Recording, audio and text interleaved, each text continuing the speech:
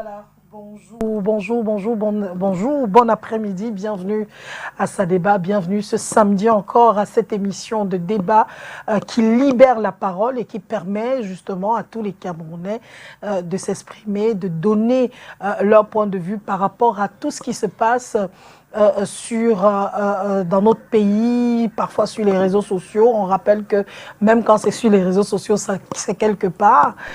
La semaine dernière, nous avions sur le plateau des psychanalystes, des psychologues, des spécialistes, voilà, qui sont venus sur le plateau, avec qui on a discuté. On avait également un jeune homme sur le plateau, avec qui on a parlé pour essayer de comprendre le pourquoi, du comment, du comportement des Camerounais depuis un certain temps. La colère a élu domicile au Cameroun. Les gens sont de plus en plus nerveux, les gens sont de plus en plus méchants les uns envers les autres. Que se passe-t-il exactement dans notre pays? En tout cas, on va en parler et on a donné la parole aux psy la semaine dernière et cette semaine, c'était tout à fait normal d'avoir sur le plateau, d'avoir sur notre plateau plutôt des hommes spirituels qui viennent sur ce plateau pour nous donner leur avis dans le plan spirituel, comment comprendre ce qui nous arrive aujourd'hui, comment comprendre tout ce que nous vivons au quotidien dans notre pays. Trois personnes, c'est bien de le dire comme ça, parce qu'il y a hommes et femmes de Dieu qui seront avec nous sur le plateau. Ensemble, nous allons essayer de comprendre. On va présenter le seul coq de la basse-cour, c'est l'évêque James Kondo qui est avec nous. Bonjour. Bonjour Solange, pour moi c'est une très grande joie d'être là encore une fois de plus. Koundou, pardon. Nkoundou. J'étais en train de penser à un autre nom. Merci. Et je suis très content de participer à ce débat, surtout à ce sujet qui a fait couler beaucoup de salive, beaucoup d'encre aussi. Et que nous, de notre côté, en tant que les hommes de l'Église, en tant que les hommes spirituels, qu'est-ce que Dieu dit, qu'est-ce que Dieu a dit par rapport à ce sujet. Je crois que c'est pour ça que nous sommes là ce soir. Et nous allons essayer de faire un effort d'apporter notre part de contribution. Merci. Oui. Nous avons la prophétesse Mireille, juste de l'autre côté. Je pense qu'elle est à votre droite. Bonjour, prophétesse, bienvenue. Merci Solange. Bonjour. Je bénis vraiment le Seigneur qui a permis que nous soyons là en ce matin. Et justement, nous allons parler de grandes choses, et beaucoup plus dans le sens spirituel. Et nous invitons tous ceux qui nous regardent à cet instant de prendre place et de ne pas bouger. De prendre place et de ne pas bouger. À Mirabel, bonjour, ça fait longtemps. Vraiment longtemps, Solange. Bonjour téléspectateurs, bonjour aux hommes de Dieu qui sont là. Je suis ravie d'être encore avec vous ce soir. Que le Seigneur vous bénisse abondamment. Je salue aussi comme ça tout le public qui a l'habitude de nous suivre au travers de cette émission. Je crois que ce soir encore ça va débattre. Que le Seigneur vous bénisse. Avec la complicité de Adonis à la réalisation, on va d'abord retrouver la première image. Donc, c'est ce monsieur c'est la troisième fois qu'on va diffuser ça à cette émission Ça débat, mais il est très important qu'on revienne parce que nos invités auront un mot à dire par rapport à ce qui s'est passé justement sur le pont. Nous étions au début du mois d'août et ce qu'on avait vécu nous avait tous choqués. J'aimerais qu'on revoie encore ces images et puis on se retrouve juste derrière pour commenter. À tout de suite. Ça c'est quoi ça?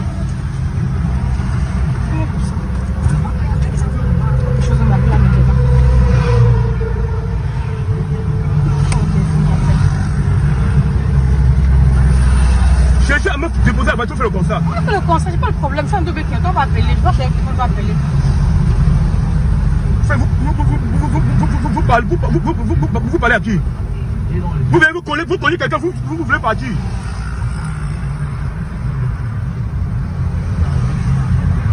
Cherchez à me résoudre ce problème. Hein?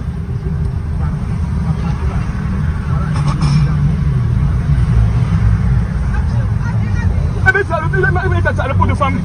Quand le palais est fort ta bouche. Vous me menacez, vous me tapez, vous tapez la voiture.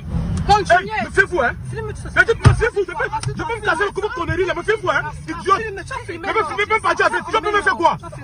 Tu peux faire quoi? Tu peux faire quoi? Tu peux faire quoi? Tu me fais quoi? Je te casse la gueule. Je vous blesse et je te blesse. Je sais ce que tu me fais. Idiote. Connard, mouf. Connard. Partez, mouf. Oh, mais ça, arrêtez ça. C'est fou, hein? Tu vas filmer, non. Tu vas filmer, non. Tu vas filmer, non. Ce soir, vous allez voir. Ce soir, vous allez voir. Vous faites ça, vous faites ça pour conneries. Le cas c'est conneries. Vous me blaguez. C'est ça, vous salope.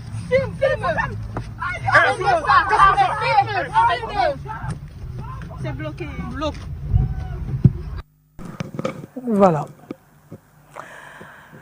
La parole est à vous, évêque Jean-James Koundou. Alors là, Solange, vous me donnez la tâche la plus difficile en fait. Pour démarrer. C'est vrai que je suis l'homme, je suis sur le plateau ce soir, mais je suis même, stupéfait, je suis très très gêné. Je dirais que ceci, plutôt, c'est une honte pour l'humanité, honte pour nous les hommes, parce que disant que tu es homme, c'est très très difficile. La première fois que j'ai vu cette image, j'ai eu mal au cœur. Bon, et lorsqu'on me dit, on devait passer ce soir, parler de ce sujet, parfois sur un plateau, il faut défendre aussi. Hein. Nous ne sommes pas des avocats, défenseurs. Nous ne défendons pas le diable, mais il faut trouver des moyens. Mais cet homme n'a pas d'argument, moi en tant qu'homme sur un plateau, pour pouvoir le défendre. J'ai même dit peut-être parce qu'il est bègue, qu'il est violent. Mais quand je lis la parole de Dieu dans le livre de 2 Timothée 3, la Bible dit, sache que dans les derniers jours, il y aura des temps difficiles. C'est l'apôtre Paul qui parle à Timothée. Et il dit car les hommes seront égoïstes, amis de l'argent, fanfarons, hautains, blasphémateurs, rebelles à leurs parents, ingrats, irreligieux. Cet homme est vraiment fanfaron, cet homme est vraiment ingrat de sa personnalité. Je ne sais pas qui il est, peut-être qu'il est ministre, peut-être qu'il est le fils d'un roi. On m'a dit qu'il est le fils d'un roi, je ne sais pas. Mais je pense que ce comportement de cet homme, je ne sais pas s'il a été à l'école, excusez-moi, ce ne serait pas très dur envers lui, mais si vous faites un accident, selon la loi, vous attendez le constat au Cameroun. Je crois que ça se passe comme ça. Vous attendez peut-être la police. Et après, on m'a fait savoir que la dame avait un problème au niveau des pieds. Donc, c'est la raison pour laquelle elle ne peut pas descendre de la voiture.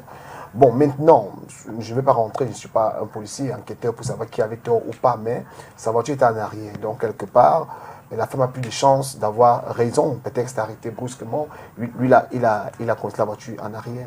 Mais il n'a pas le droit de lever la main sur la femme. Nous parlons du côté spirituel.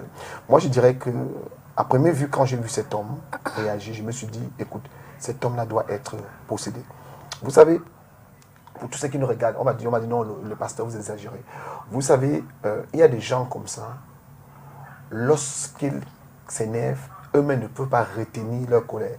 C'est la raison pour laquelle ils peuvent, par exemple, regretter ce qu'ils vont faire après. Parce que quand nous voyons le comportement de cet homme, un homme normal, s'il n'est pas possédé, s'il n'a pas un esprit qui le pousse à le faire, il ne peut pas le faire.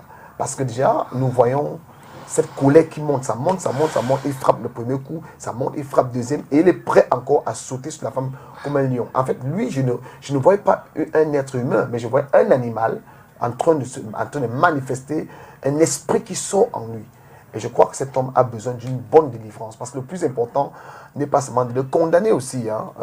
J'ai suivi l'émission avec des scandalistes qui ont parlé. C'est vrai, il est malade, il est vraiment malade. Ce genre de situation, on doit le prendre, même aussi, voir si on peut l'amener même à l'église. Bon, on va dire non, l'église, c'est pas peut-être, il a son pasteur qui s'occupe peut-être de lui ou son prêtre.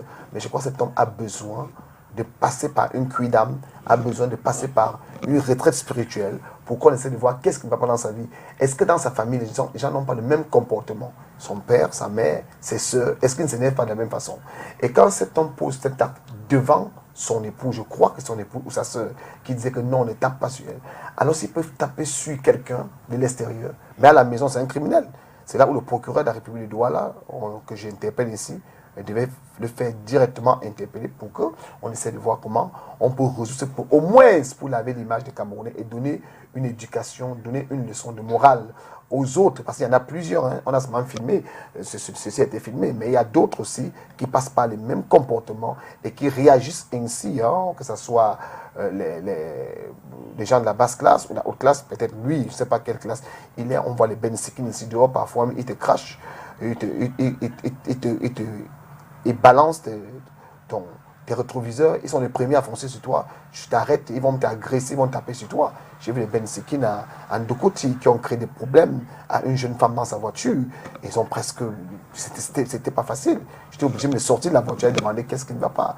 Alors que c'est le gars qui a renversé les rétroviseurs de la dame.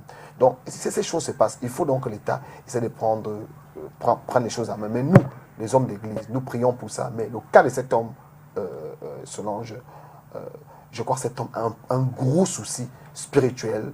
Et quand nous étions hors caméra, nous allons discuter par rapport aux choses qui se passent à l'Ouest. On m'a dit qu'il était soit quelqu'un à l'Ouest, soit qu'il est le fils d'un chef à l'Ouest. Je ne sais pas. Je crois que ça on appelle ça les esprits gardiens qui sont derrière lui en train de créer tous ces problèmes. Merci. Prophétesse Mireille. Oui, vraiment, Solange. Si j'ai le comportement, je dirais d'abord, ce jeune homme est animé d'un esprit de colère. Et généralement, ceux qui sont animés de l'esprit de colère ne savent pas prendre les choses à la légère et s'en passer. La Bible nous dit déjà dans Galates 5, il parle des désirs de la chair, qui sont contraires aux désirs de l'esprit. Et dans les désirs de la chair que la Bible énonce dans Galates 5, il parle des disputes, il parle des querelles. Et lorsque tu es animé du désir de la chair qui ne glorifie pas Dieu, et que tu es animé de l'esprit de colère, il y a les disputes, il y a les querelles. Et ce n'est pas bien. Parce que quand tu es dans cet esprit de colère et qu'il y a même petit pépin, tu ne peux pas tolérer.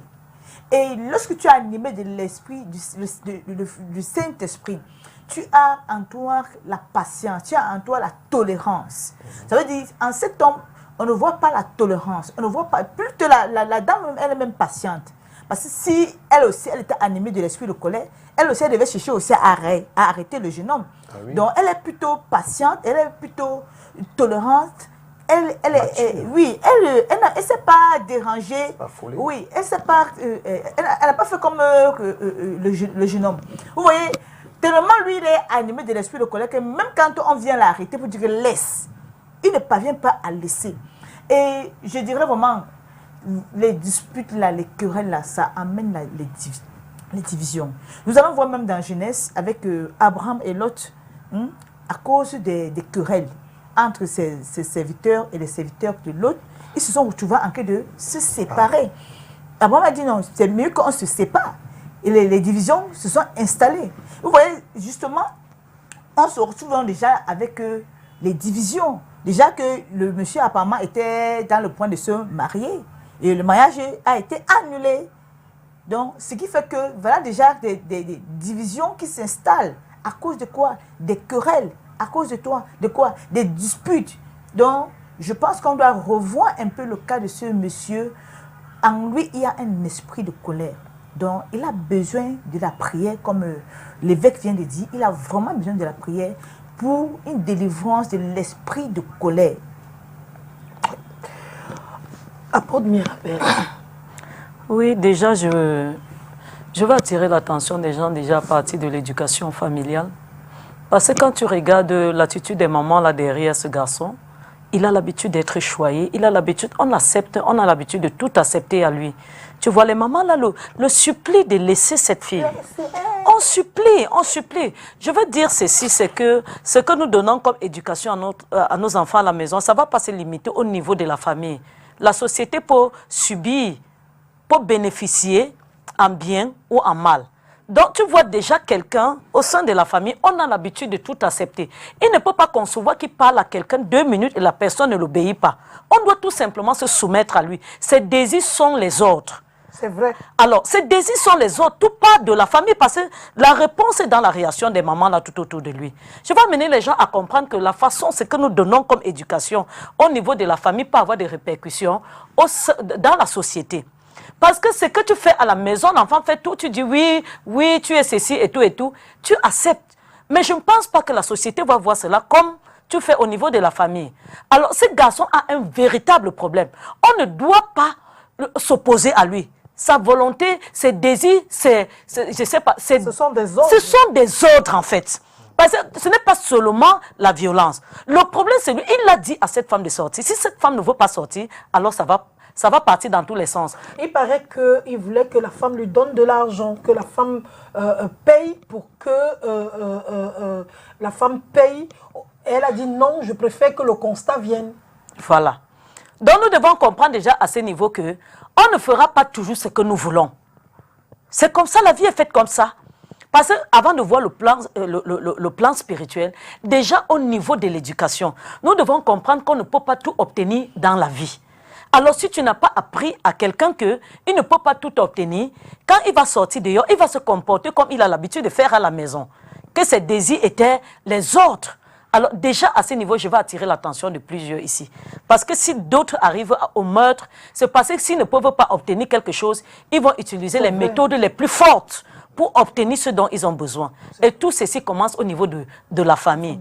Plan spirituel, beaucoup qui sont arrivés au meurtre, au départ, n'avaient pas l'intention de commettre le meurtre. Tout est parti aussi de la violence. Parce que quand tu regardes le problème d'Abel avec son frère, il était seulement animé de la jalousie au départ et de l'envie. Et cette envie l'a poussé à violenter son frère. Et ça a produit ce qu'on appelle le meurtre. Nous devons comprendre que la violence peut conduire à autre chose. Un péché peut faire naître un autre péché. Un caractère peut faire naître un autre. Donc je vais interpeller les gens qui sont violents ici. Nous voyons aujourd'hui beaucoup même qui ont violenté même les épouses qu'elles sont décédées. C'est parce qu'ils ont eu comme intention dès le départ. Dès le départ, ils voulaient juste montrer jusqu'où leur violence peut arriver, jusqu'où leur colère peut arriver, et on arrive à l'irréparable. Donc je veux interpeller quelqu'un ici que il faut apprendre. Sache une chose, c'est qu'on n'obtient pas toujours ce qu'on veut. Ça, c'est la première leçon qu'il faut obtenir. Et regarde les mamans là, elles sont prêtes à le tirer pour qu'il parte. Et que devient cette fille qui a été tabassée là-bas? Pour eux, c'est de calmer leurs bijoux. Il ne doit pas s'irriter. Il ne doit pas... Donc là, on doit le calmer absolument. Même s'il faut abandonner cette femme dans la condition, elle a été violentée. En fait, ce que les autres ressentent ne te disent absolument rien. C'est ce que tu as obtenu qui est important. Mais c'est pas comme ça.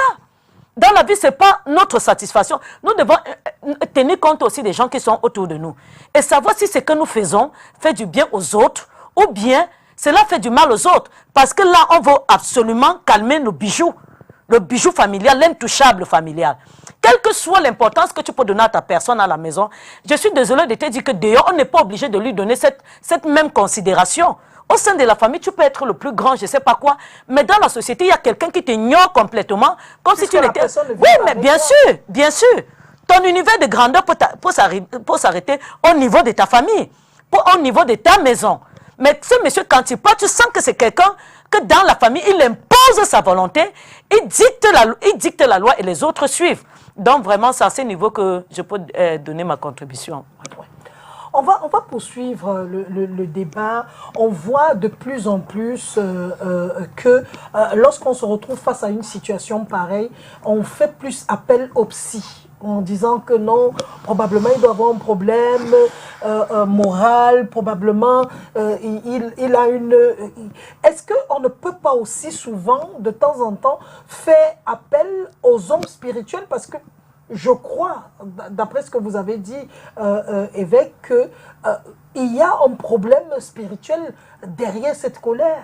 Effectivement, Solange, vous savez, le monde dont nous vivons aujourd'hui a carrément, comme dit la Bible, hein, que nous sommes éloignés de la parole de Dieu. Aujourd'hui, avec la démocratie, la démocratie, c'est un système de vie, en fait, qui est régi par l'ennemi, par le diable, excusez-moi de le dire.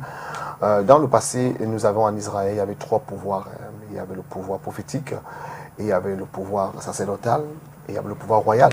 C'est-à-dire que le pouvoir prophétique, Dieu parlait au prophète, le prophète annonçait au roi, et le roi essayait donc de voir les sacrificateurs pour qu'ils mettent ça en pratique, par les rituels. Bon, aujourd'hui, les choses ne sont plus comme ça. Ça veut dire qu'on ne croit plus en Dieu, personne ne croit en Dieu. Tout ce qu'on veut, c'est le pouvoir du peuple par le peuple, pour le peuple. Et dans le peuple même, c'est l'ennemi qui dirige le peuple.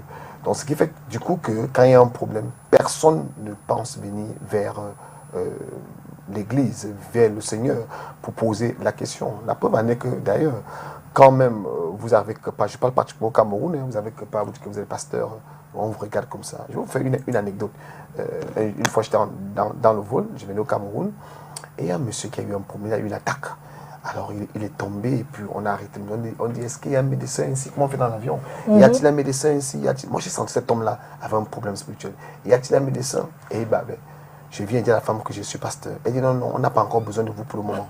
Donc vous comprenez que nous, on nous attend après la mort. C'est lui qu'on va prier pour le corps. Elle me dit, on n'a pas besoin de vous pour le moment. Je dis, je suis pasteur. Elle dit, oui, bon, je comprends, monsieur, on n'a pas besoin de vous pour le moment. Donc je dis, bon, vous avez besoin de moi au cimetière, c'est ça?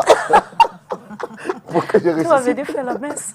Vous venez faire la messe. Donc vous comprenez que, parce qu'ils n'ont pas la connaissance, vous comprenez des choses de l'écriture. Parce que quand nous lisons la parole, nous comprenons que pour toute chose, Solange, dans ce monde, c'est d'abord le côté spirituel.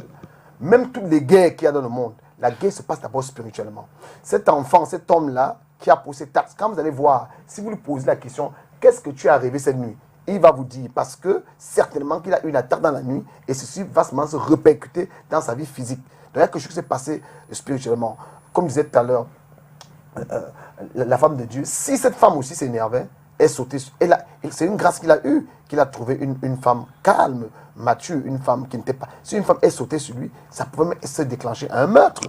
Un meurtre. Oui. Et là, on ne devait plus parler ce qu'on parle aujourd'hui. Donc moi, je pense que, comme disait l'apôtre, il est très important à nos familles, que lorsque nous apportons l'éducation à nos enfants, nous devons les apprendre à savoir que là-dehors, la bonne éducation, c'est respecter ton frère, respecter ta soeur, respecter les autres qui sont dehors. Parce que ta liberté s'arrête ou commence pour l'autre. Parce que tu ne peux pas aller taper sur quelqu'un qui est dans sa voiture déjà. Sa voiture, c'est son cercle, ça, c'est son domicile, c'est sa maison. Je ne vais pas entendre ta voiture, je viens frapper sur toi, même si la voiture est sur une route, mais j'occupe l'espace, cette route, et je paye mes droits pour cela. Donc, moi, je pense que cet homme-là a un gros souci. Et quand je veux revenir sur le côté étatique, je dirais que l'État aussi a une très grande responsabilité. Là, cet homme-là, en principe, doit, devant tous, aller en prison. Parce qu'il ne faut pas qu'on essaie. C'est pas parce qu'on veut les mettre en prison, excusez-moi, c'est pas que c'est très dur. Mais je dis, il faut qu'on donne une éducation morale à la population camerounaise. Et c'est même son jugement devait être même, en fait, un jugement en public. Et même le ministère de la Condition féminine, le ministre devait sortir et dit quelque chose. Même le procureur, parce que dans les pays développés, vous allez voir le procureur sortir et va à cet endroit avec les journalistes, vraiment, va voir la dame, dit à la femme, voilà, l'État va s'occuper de toi, on va prendre un psychologue pour s'occuper d'elle, parce que cette femme est traumatisée, elle est vraiment traumatisée. Mais comme si on est dans un pays comme ça... Oui, elle était vraiment traumatisée, parce que le lendemain, elle a dit qu'elle avait même du mal, parce qu'elle avait un événement, justement, le jour-là, elle a dit qu'elle a eu du mal à sortir, elle ne peut pas, elle a peur. Effectivement, parce que c'est ce genre de comportement, c'est un comportement agricole, c'est un comportement qu'on n'en trouve plus au milieu des Camerounais. Parce que j'ai un ami ivoirien qui m'a dit, mais là-bas chez vous c'est grave, hein? C'est grave, c'est pas seulement notre soeur qui tape votre frère, mais chez vous là-bas, c'est grave. J'ai dit non, les Camerounais ne sont pas violents. Excusez-moi, ça c'est la vérité, les Camerounais ne sont pas violents. Celui-là, j'étais très choqué. Les Camerounais n'étaient pas violents, ils sont devenus, parce que chaque jour quand on va sur les réseaux sociaux, Facebook Cameroun, ce qu'on voit là, c'est grave. Oui, Solange, c'est vrai, vous voyez, c'est pas partout comme ça.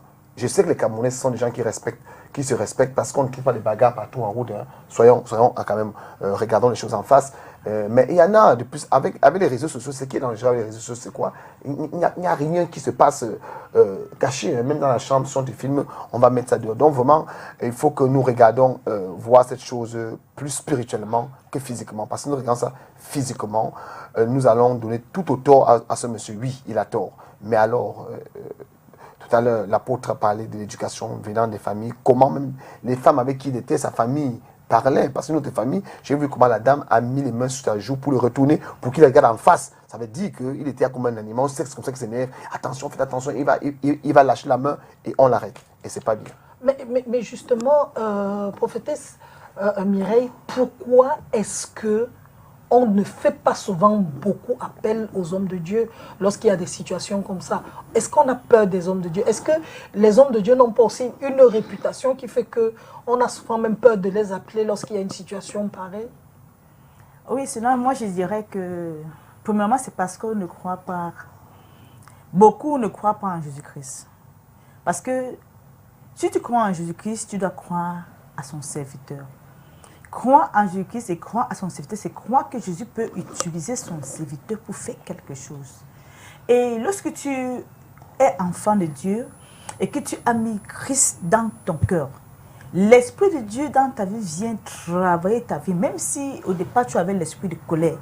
L'Esprit de Dieu, plus tu t'accroches à Jésus-Christ, plus tu te laisses manœuvrer par le Saint-Esprit.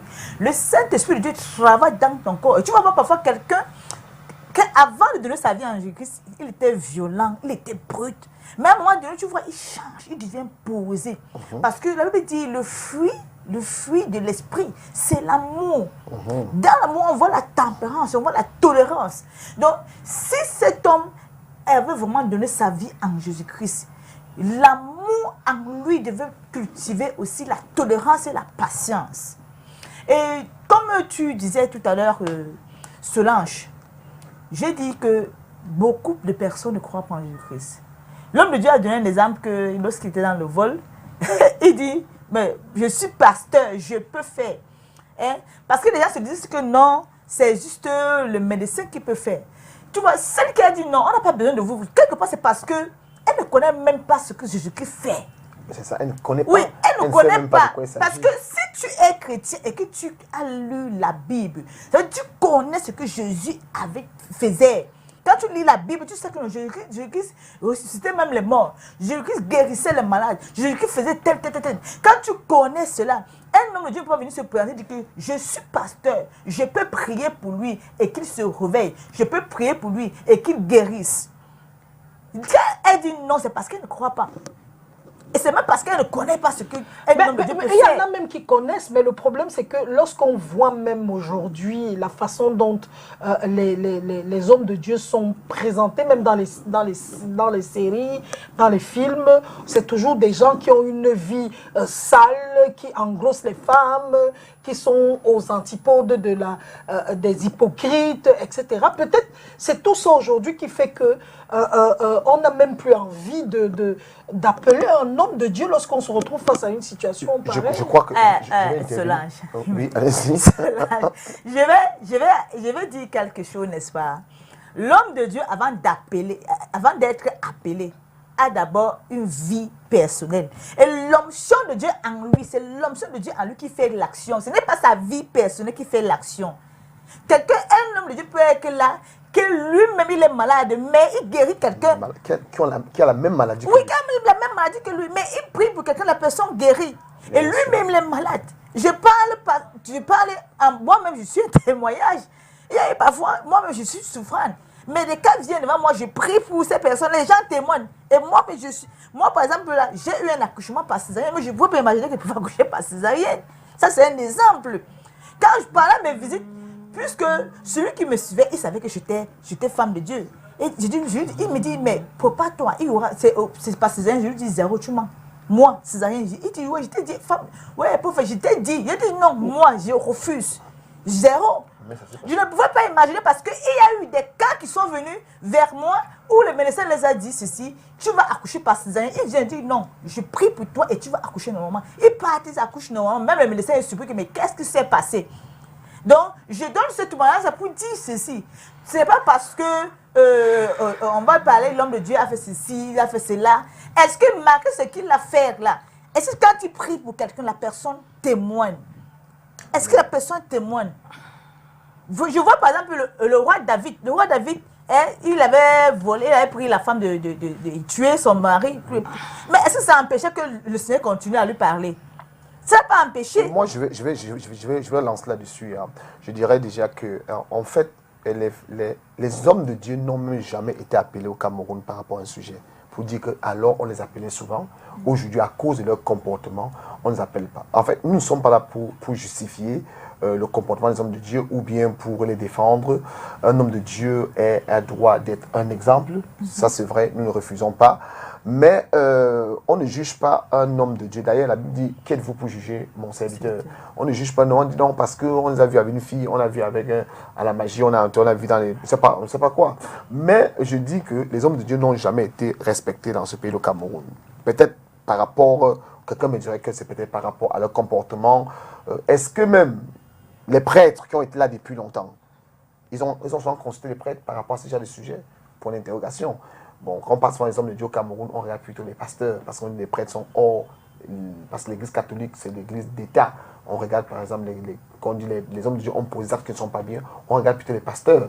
Bon, moi je pense que les hommes de Dieu n'ont jamais été considérés au Cameroun. Maintenant, je dirais ceci, Solange, c'est nous, les hommes de Dieu, notre génération, qui devons amener le Cameroun à prendre les hommes de Dieu au sérieux, par notre comportement, par nos investissements. Je le dis bien. Si aujourd'hui, l'État camerounais peut compter sur l'Église, ça veut dire que l'Église peut avoir des écoles, des universités, des radios, des télévisions. L'Église peut participer à l'économie du Cameroun. On va se tourner vers l'Église à un moment donné. Je connais des hommes de Dieu au Nigeria qui ont payé la police nigérienne, le personnel de la police nigérienne pendant 2 ans. Mais cette personne-là, est-ce qu'elle ne peut pas participer? Elle participe à l'économie du pays. Et je crois que, et c'est là où nous devons aller. Et Dieu, c'est pour ça que je prie tous les jours, que Dieu puisse rendre les hommes de Dieu riches. Parce que certains, quand un homme de Dieu riche, on dit, ah, il est escroc, il vole les gens. Qu'il essaie de rendre des hommes de Dieu riches. Par cette richesse-là, nous allons aussi élever l'économie du Cameroun. On pourra nous faire confiance et croire en nous aussi. Oui, Solange, ce que je vais appuyer en disant que le problème, ailleurs, on valorise les hommes de Dieu. Quand tu regardes au Nigeria, même dans les films, ils ont valorisé les hommes de Dieu. Oui, tout ce qui est dans le film. Mais dans les films camerounais, c'est le contraire. C'est les pasteurs frappeurs, les pasteurs ceci, et s'amusent les gens et tout et tout. C'est le marabout qui réussit à délivrer une personne. Voilà pourquoi au Cameroun, on cherche les hommes de Dieu comme Nicodème. Beaucoup, c'est en secret qu'ils vont chercher les hommes de Dieu parce que quand ils sont vraiment devant les challenges, ils savent quand même que Dieu fait au travers de nous. Voilà. Parce que quand, comme j'enseignais l'autre jour, tu vois, quand il fallait tuer les sages, on a convoqué aussi Daniel. Mais avant ça, on ne le voit pas comme sage. Mais ils savent quand même qu'il est sage. Mais quand le décret de tuer tous les sages arrive, la Bible déclare qu'on a cherché aussi Daniel et ses compagnons. Donc parfois, on nous méprise volontairement. Ce n'est pas qu'on ne voit pas les talents de Dieu en nous. On va nous chercher comme les marabouts en secret. Alors, pour dire ceci, déjà à partir du cinéma camerounais, on a méprisé. Tout ce qu'on tourne concernant les hommes de Dieu au Cameroun est négatif. Oui. C'est négatif. Oui. C'est négatif. Mais quand il y a des challenges, Dieu met témoin, ces gens-là nous cherchent en secret. Parce qu'ils savent véritablement que Dieu fait au travers de nous. Mais seulement pour eux, ils ont mis en tête que les hommes de Dieu sont les pauvres. C'est pour les rater. C'est pour ceux que la vie les a dépassés. C'est pour les surrender. Ce sont eux qui partent dans les églises pentecôtistes. Au fait, quelqu'un qui a une certaine stabilité ne peut pas être dans une église pentecôtiste. L'église pentecôtiste est là pour ceux qui ont raté leur vie. C'est pour ceux qui n'ont rien à faire. C'est pour ceux qui sont, au fait, les derniers de la société. Alors nous devons comprendre que cette nouvelle génération que nous sommes, nous devons changer notre mentalité. Mais déjà, il y a la révolution parce que si on est passé aux pasteurs fauchés et tout, et aujourd'hui on dit que les pasteurs sont les gens qui frappent, c'est parce qu'à partir même de l'habillement des serviteurs de Dieu, beaucoup a changé. À l'époque, on sait comment les hommes de Dieu s'habillaient au Cameroun, mais la révolution, la nouvelle génération est en train de changer les choses. On est en train de comprendre que tout part de notre façon de vivre au quotidien. Et même comme l'évêque l'a dit tantôt, nous impliquer dans les affaires du pays. Aujourd'hui, on veut voir aussi les serviteurs de Dieu investir, que ce soit dans l'éducation, je ne sais pas, dans tous les domaines de l'économie camerounaise. Être aussi des actionnaires pour le développement du Cameroun. Parce que c'est comme si les serviteurs de Dieu sont des gens qui sont totalement exclus du développement. En fait, c'est des gens qu'on ne peut pas interpeller pour quelque chose de bien. Oui, parce que moi, j'aurais voulu, par exemple, voir sur le plateau, le jour où on était, les premiers plateaux, quand le monsieur, on a vu des psychologues, on a vu... Mais on n'a jamais fait comme, moi, j'ose, appeler, par exemple, les hommes de Dieu pour essayer de comprendre également, parce qu'on sait que spirituellement, il y a des attaques, évêque. Effectivement, vous savez, moi je regarde ça dans deux aspects. Il y a d'abord l'aspect spirituel. Certains sont déjà combattent les hommes de Dieu. Parce qu'ils savent qu'il y a certains qui, je vais citer certaines sectes ici, qui combattent les hommes de Dieu, que lorsqu'on parle, non, on ne veut pas les entendre. Et l'apôtre a dit quelque chose de très important par rapport à Daniel. Ils savent qu'ils savent que les hommes de Dieu portent quelque chose en eux. Ils le savent. Ils savent que ces hommes de Dieu portent quelque chose en eux. C'est une guerre en fait. Nous sommes dans un monde où nous combattons. Et nous devons beaucoup travailler, nous les hommes de Dieu, aujourd'hui, pas seulement rentrer dans le gouvernement. Vous comprenez? Je rends gloire à Dieu pour... il sait qu'il y a certains hommes de Dieu qui sont aussi dans le gouvernement aujourd'hui, qui sont à la présidence. Il faut que ces hommes de Dieu connaissent que nous sommes là. Si Dieu a accepté aujourd'hui que tu sois à la présidence, peut-être tu es dans un ministère et tu es un homme de Dieu, essaye de te rapprocher de tes frères qui sont en bas pour qu'ils viennent te soutenir. Ne reste pas là avec ces genre de personnes parce que tu es la seule au milieu de tous ces francs-maçons rosicruciens. Ce n'est pas bon pour toi. Et l'apôtre a parlé tout à l'heure des cinémas, vous aussi, les cinémas où on parle du mal des hommes de Dieu. Moi, je crois que je causais avec un ami. Moi, j'ai vu un film dernièrement, à la fin, le pasteur qui était très... un homme pieux. À la fin, on se retrouve, il a donné la grossesse à 5 sœurs de l'église, une a accouché les jumeaux, l'autre qui s'est marié avec lui, il n'aime pas sortir. Non, chez nous, on ne va pas en boîte de nuit et on lui dit non, ce n'est pas grave, je suis pas là. Bref, on voit que justement... Il présente le côté négatif, vous voyez. Oui, je l'ai dit parce qu'il y a quelqu'un qui m'a contacté, m'a dit on a fait un casting pour un nouveau film. Je ne sais pas si c'était un film, ça fait peut-être quelques mois, on voulait un pasteur qui saura comment sortir les mots vraiment bien pour qu'il vienne jouer un rôle. Le rôle, j'ai dit non, pas moi, je ne vais pas faire des choses pareilles. En fait, qu'est-ce que je vais dire? Je vais dire que vous allez voir aux États-Unis, au Nigeria, les églises même produisent leurs films. Vous comprenez? Nous aussi, on peut produire nos films. Nous, les pasteurs, on produit nos films. Pas seulement les films chrétiens, les films qui parlent des problèmes sociaux, des problèmes dans la société. Et puis, on met donc Dieu dedans et on saura comment canaliser Dieu. Parce que Dieu n'est pas seulement Jésus sauve, Jésus sauve. Il y a une façon même d'apporter Dieu dans la société sans même prononcer le nom de Dieu, mais voir la grandeur du Seigneur. Parce que Dieu est partout de toute façon. Qu'on le croie ou pas, Dieu est dans les ministères, Dieu est dans les assemblées, à l'Assemblée nationale, au Sénat, il y a Dieu. Partout, il y a Dieu. Et je crois que le moment est arrivé aujourd'hui que le Cameroun ne prête plus serment sur la Constitution, mais sur la Bible. Sur le Coran, comme aux États-Unis. Mais avec la laïcité et autres, ça nous amène dans une situation où tout est... Il n'y a pas plus laïque que les États-Unis, non? Oui, mais je veux dire, non, le Cameroun comprend mal la laïcité parce que notre système politique est lié à la France. Vous comprenez, c'est lié à la France. Et aujourd'hui, les gens oublient que les Français, jadis, il y a eu des pères de la France qui ont bâti la France sur l'évangile. Vous comprenez, les premiers grands évangélistes, c'était d'abord les Français. Et vous allez en France, vous allez voir dans tous les grands carrefours de la France, et il y a des paroisses, des chapelles. Et au Cameroun, par exemple, eux, ils prennent les choses toujours en contre. Et moi, je crois que le moment est arrivé, que, comme je l'ai dit, que nous devons mettre sur pied, nous les hommes de Dieu, que Dieu nous bénisse d'abord, c'est vrai, on doit, et que nous créons nos cinémas et autres. Oui, allez-y. Oui. Moi, ce que je voulais, il faut qu'on évolue. On a l'impression que, au vu de ce qui se passe aujourd'hui autour de nous, on a l'impression que le Cameroun est malade, est spirituellement malade, que les Camerounais ont des... Est-ce que c'est possible aujourd'hui de changer les comportements des gens par la parole de Dieu? Ah oui, c'est possible. C'est possible. La parole de Dieu transforme. Nous qui prêchons aujourd'hui, nous étions des phénomènes d'hier. Je veux dire donc que la parole de Dieu transforme véritablement. Oui. Parce que nous sommes le fruit de la parole. Nous qui prêchons aujourd'hui, nous avons un passé assez lourd. Il y a des personnes que, quand ils me voient en route, mais Mirabel, c'est toi qui annonces l'évangile aujourd'hui. J'ai dit oui. Parce qu'hier, ce n'était pas possible pour moi de prêter attention. Mais un jour, il est arrivé que le Seigneur me convainc du péché et que j'ai décidé d'abandonner cela. Je me rappelle un jour, j'ai rencontré un ancien ami. Il me dit, qu'est-ce qui t'arrive, Mirabel? Parce que là, c'était une qui était désagréable, qui avait l'habitude d'avoir des actes vraiment pas louables. Mais j'étais devenue très posée, respectueuse et tout. Il s'est dit, mais on est où? J'ai dit, si, j'ai donné ma vie à Jésus et il m'a transformée. Je suis devenue la femme que je suis. Parce que s'il fallait parler des bagages, j'étais là. S'il fallait parler de ceci, j'étais là. Mais un matin, tu me parles, même je te regarde, je suis incapable de répliquer. Parce que là, il y avait déjà la transformation en moi, grâce à la parole de Dieu. La Bible déclare que Dieu a créé toutes choses par la parole. Même ta propre vie, si tu acceptes le Seigneur, La Bible déclare au commencement était la parole. Et c'est la parole qui s'est fait chair. Donc, ce que nous avons reçu à nous, c'est la parole.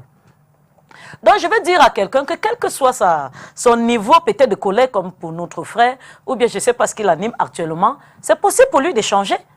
Je dis donc que c'est possible pour lui d'échanger parce que nous aussi, nous étions comme eux dans le passé. Voilà pourquoi je dis souvent à quelqu'un, il n'y a pas, quand vous venez ici, vous avez l'impression que ce que vous vivez, les autres n'ont pas vécu cela. Nous sommes les anciens rebelles, nous sommes les anciens colériques, nous sommes les anciens ivrognes et tout ce que la société vit. C'est juste la seule différence, c'est que nous avons Christ en nous et que la transformation est venue. Donc, je vais dire à quelqu'un au travers de cette émission que c'est possible pour lui de changer. C'est possible pour lui de devenir une nouvelle créature, c'est-à-dire quelqu'un qu'on n'a jamais connu.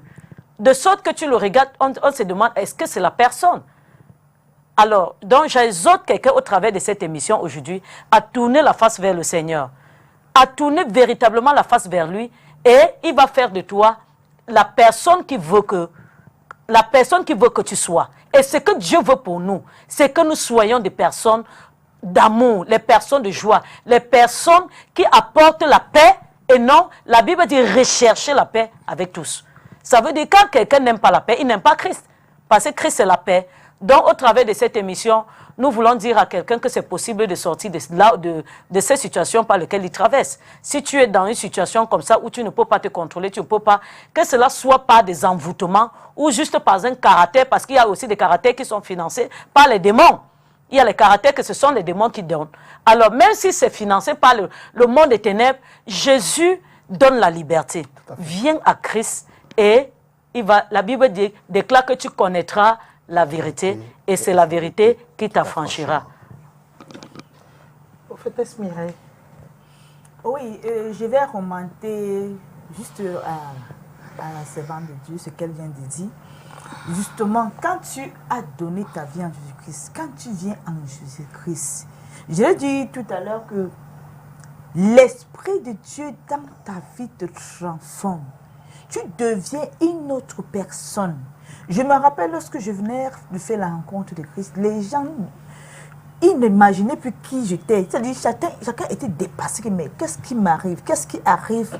Qu'est-ce qui arrive? Et c'est comme ça que j'ai été transformé par l'Esprit de Dieu et par la parole de Dieu. Parce que plus tu connais la parole de Dieu, parce qu'il faut connaître la parole de Dieu. Plus tu connais la parole de Dieu, plus tu connais Dieu. Parce que la Bible dit dans Jean, il dit dans Jean 1, la parole de Dieu, c'est Dieu lui-même. C'est Dieu lui-même. Plus tu es en connexion avec Dieu, plus tu te rapproches de Dieu, plus tu connais ce qui plaît à Dieu, plus tu es amour. Plus tu es amour, plus il y a la tempérance en toi, plus il y a la tolérance en toi, et plus tu comprends qu'il y a certaines choses que tu ne peux plus faire. Parce que tu as donné ta vie en Christ et que tu crois fermement.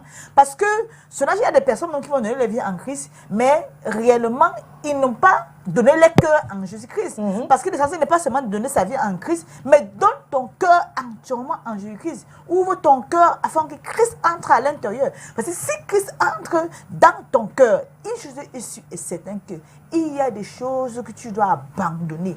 Tu n'auras pas l'esprit de querelle, l'esprit de colère là. Ça ne peut pas t'animer facilement. Ça ne peut pas facilement t'animer. Et tu sais aussi, ce linge parfois, c'est le royaume des ténèbres parfois qui peut pousser les gens à se comporter dans la colère, avoir en eux l'esprit de lion. Tu vois, parfois tu as un enfant à la maison qui était avant calme, doux, sans problème, et subitement il change. Subitement l'enfant devient colérique, l'enfant devient brut. Donc parfois c'est qu'il est manœuvré par un esprit. Il est manœuvré par un esprit. Et quand tu vas donc amener l'enfant vers le Seigneur, et quand tu vas amener l'enfant vers le Seigneur et les prières aussi pour lui, il va commencer encore à être retransformé et devenir comme il était au départ. Les Camerounais disent aujourd'hui qu'ils ne veulent plus les histoires de religion de blanc, qu'ils ne veulent plus ces choses. Ils veulent rentrer dans notre tradition, dans notre culture, qu'ils en ont marre de ces choses-là, des blancs-là. C'est peut-être pour ça aujourd'hui que les gens refusent aussi de croire en Dieu parce que chacun veut retourner dans les traditions du village. Moi, je crois à mes ancêtres, je fais ci, je fais ça. Oui, vous devez savoir que depuis des temps, nous savons déjà sur ce combat où les gens disent que nous voulons rentrer dans nos traditions et autres. Mais nous qui croyons en Jésus-Christ, même pendant le vécu de Jésus, les gens voulaient rentrer dans notre tradition. Nous qui croyons au Seigneur Jésus-Christ, nous savons que Jésus est le véritable Dieu. Okay? Nous ne voulons pas rentrer dans ce débat pour dire la différence entre les crânes de notre Père, entre l'arbre sacré du village de l'Ouest ou de l'Est, et puis peut-être l'esprit ou bien la sirène des eaux du Ngondo ou bien le Mamiwata de Kribi. On fait une comparaison entre ces dieux. Il n'y a pas la possibilité. Jésus reste Seigneur et tout le reste sont sous les pieds de Jésus. En fait, moi, je voulais encore rentrer un peu sur la vidéo que nous venons de regarder tout à l'heure, peut-être avant de regarder notre vidéo. Je dirais que quand j'ai vu cet homme, première vue, femme de Dieu, j'ai vu en cet homme un homme qui était sous l'emprise d'un esprit de femme de nuit. Vous savez, pourquoi je le dis? Parce que quand quelqu'un est marié spirituellement, le premier symptôme du mari de nuit, c'est d'abord la colère, le changement de température, le changement d'humeur. Cet homme, avec sa colère, j'ai compris que cet homme était marié spirituellement. Et quand on me dit maintenant qu'il n'a pas pu se marier parce que... Il avait déjà fait le mariage traditionnel. Il avait fait le mariage traditionnel, ça veut dire... Et ça, quand vous le voyez, sa femme ne restera pas dans ce foyer. Ce n'est pas possible. Une femme ne peut pas rester avec un genre d'homme pareil. Et ce n'est pas lui qui le veut. Il aime bien sa femme. Mais à cause du mari, de la femme de nuit, qu'il a dans sa dent. Et pendant que nous parlons, je crois qu'il va regarder cette vidéo, il va comprendre qu'il a besoin d'un travail spirituel. Parce que je vous dis vraiment la vérité, que cet homme-là a un problème spirituel. Il a une femme de nuit qui le manipule et qui l'amène à ne pas être stable dans ce qu'il fait. Et vous allez voir, cette femme va fuir, il va prendre une autre femme, la femme va partir. Même s'il doute, même s'il va faire le mariage officiel, ils signent tout, ils arrivent à la maison, la femme va partir. Et ce n'est pas la première qui s'en va. Vous allez poser des questions, ce n'est pas la première. Donc moi, je pense que cet homme a besoin de se diriger pas vers les psychologues ou quoi que ce soit. Il a besoin d'aller à une église vivante où on prêche l'évangile pur et puissant pour qu'on puisse le passer à un processus de délivrance. Qu'est-ce que le processus de délivrance? C'est une période de jeûne et de prière où on t'amène et après on te passe à une bonne délivrance. Et je crois que ça pourra beaucoup l'aider. Moi, j'aime beaucoup cet homme parce que je crois que cet acte qu'il a posé, en fait, Dieu a voulu délivrer. Dieu veut délivrer cet homme, mais Dieu cherche une ouverture pour lui. Je n'ai pas son numéro, donc je l'aurais appelé, je dis mon frère, viens, qu'on fasse la délivrance. Parce que sinon, je pense qu'on a découvert son numéro, je vous passerai son numéro. Oui. Parce que dès que ça s'est passé, le FBI camerounais a commencé les recherches, on a trouvé son Facebook, on a trouvé presque tout sur lui à l'instant. D'accord. Donc les gars ont découvert son numéro de téléphone. Je vous pose la même question, apôtre Mirabel. Les Camerounais en ont marre des religions de blancs et veulent rentrer dans les religions de leurs ancêtres. C'est ce qu'ils disent. On en a marre. C'est peut-être pour ça aujourd'hui que les hommes de Dieu ne sont pas respectés, qu'on s'en fout parce qu'on dit les Blancs nous ont trop eu. C'est bon là. Oui, ils disent qu'ils en ont marre. Mais je veux leur dire que ceux qui sont aujourd'hui dans la foi, c'est ceux qui ont fait la tradition hier. S'ils avaient trouvé les comptes dans la tradition, ils ne seraient pas allés vers le Seigneur. Je veux donc leur dire une chose. S'ils en ont marre, comme ils le disent tantôt, chacun est libre de choisir ce qu'il veut. Mais tu ne peux pas m'imposer ta volonté. C'est l'enfant d'un prêtre de la tradition qui te parle. Quand je me convertis, j'ai un père qui est un prêtre de la tradition. Donc celui qui offre les sacrifices à tous ces dieux-là. Alors c'était un blasphème pour mon papa que je deviens enfant de Dieu. Alors, maintenant, il se retrouve dans une histoire où c'est lui qui, on vient le voir pour offrir des trucs à la tradition, et c'est sa fille, et c'est sa première fille, c'est son aîné, qui s'en va dans la foi. Je suis la première dans ma famille à se convertir. Alors, la persécution était très violente, mais je ne cessais de dire à mon papa, la vie est un choix. Tu as choisi de servir ces choses. Moi aussi, j'ai choisi de suivre Jésus. Je ne suis pas une religion. Jésus est esprit. Et un esprit n'a pas de couleur. Je suis désolé de leur dire que je ne suis pas la tradition des Blancs. J'ai été convaincu par la parole de Christ. La Bible déclare qu'il a offert, et s'est offert pour moi, pour mon péché. On n'a pas dit qu'une couleur de peau s'est offert pour moi. Alors, je vais dire à quelqu'un que défend la tradition. Il ne connaît pas la tradition, puisque nous tous nous sommes nés dans la tradition. Je sais de quoi il s'agit. Je sais comment ça se manifeste. Mais je suis désolée parce que ces mêmes gens qui disent qu'ils défendent la tradition, quand ils sont en face des situations, s'ils ne cherchent pas Dieu, cherchent le marabout. Parce qu'eux-mêmes, ils sont convaincus que les dieux ne les délivrent pas. Mais c'est pour ça qu'ils disent qu'ils préfèrent aller chez le marabout que d'aller voir un pasteur. C'est un choix, Solange. C'est un choix, mais ne m'impose pas ton choix. Alors, si tu as choisi d'aller à la tradition, tant mieux pour toi. Mais ne m'empêche pas de faire mon choix. Parce que la vie est un choix. Alors, je vais dire à quelqu'un que même au nom, ceux qui font la tradition là, laisse-moi te dire que parfois, même ils sont dans la tradition, mais quand c'est mauvais, ils viennent chercher les hommes de Dieu. Je sais de quoi je parle. Beaucoup viennent nous voir. Il va te dire que soit il est un chef traditionnel, soit il est ceci, soit il est un garant de la tradition. Je ne sais pas trop ce qu'il raconte, mais ils viennent en secret chercher les hommes de Dieu.